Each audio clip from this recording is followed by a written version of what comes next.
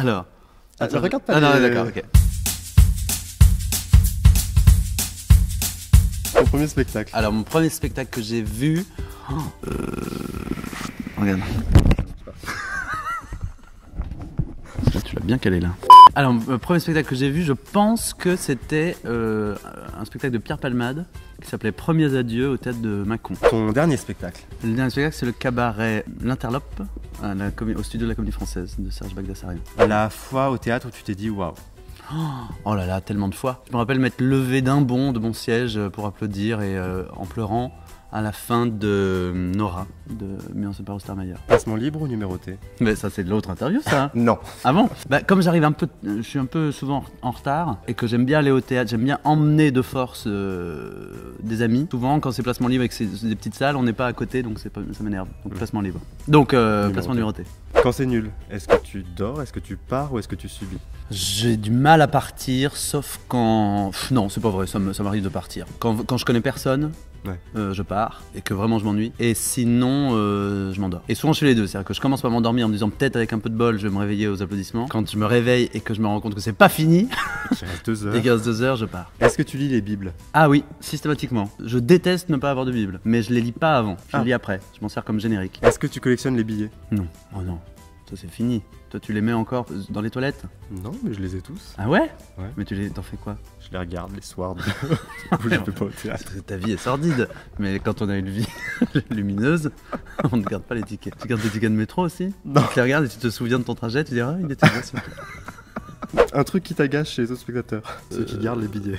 Non, ça va. À partir de maintenant oui. Ça peut me rendre fou. Quelqu'un qui manifeste que une émotion ne lui parvient pas. Bah imaginons quelque chose d'émouvant et moi je suis ému et quelqu'un fait pfff. Ça, je pourrais tuer. Qu'est-ce qu'on dit au metteur en scène quand on n'a pas aimé? Ah bah la Palme d'Or, c'est Françoise Sagan après un spectacle où elle avait dormi vraiment tout le long et où elle a dit à l'actrice vous m'avez fait rêver. Un truc de mise en scène qui te gave. La peinture rouge pour signifier le sang, j'en ai marre. Ouais, ça me gave. A priori, tout, ça dépend comment, mais la nudité, j'en ai pas marre. La vidéo, j'en ai pas marre. Je déteste les gens qui disent la nudité, ça va, on a compris. Bah oui, mais enfin bon, Oui. Jusqu'à preuve du contraire, t'es toute nue quand tu te lèves toi aussi. Ton pire souvenir de théâtre? Oh là là, bah ça aussi, il y en a. À ce point? Ah bah oui. Je me rappelle d'un spectacle. J'étais assez jeune et c'est le jour où j'ai compris que le théâtre pouvait être traumatique. C'est-à-dire que si on traumatisait des jeunes spectateurs, ils pouvaient très bien ne plus jamais retourner au théâtre parce que ils allaient se dire le théâtre c'est chiant. Alors que le cinéma ça fait pas ça. Le cinéma tu vas voir un film chiant, tu te dis bah j'irai en voir un autre. Le théâtre tu te dis plutôt crever avant que j'y refoute les pieds. Et c'était un Roméo et Juliette, je me rappelle plus le nom de la metteur en scène, qu'on avait vu à Chalon-sur-Saône et c'était un tel fiasco. Il y avait énormément de jeunes et c'était tellement chiant. Tout le monde était parti par wagon comme ça et je me suis dit mais c'est des spectateurs qu'on a perdus, il faudra des années avant de les récupérer. Le spectacle que tu regrettes de ne pas avoir vu? Ouh là là, alors là il y en a beaucoup aussi. Le Pays lointain, mis en scène par François Rancillac. Tous les spectacles de Chéreau que j'ai pas vus. Je regrette de ne pas avoir vu Zouk. Et les grands spectacles d'Avignon, c'est-à-dire comme ça, le spectacle d'Olivier Py qui durait 11 heures.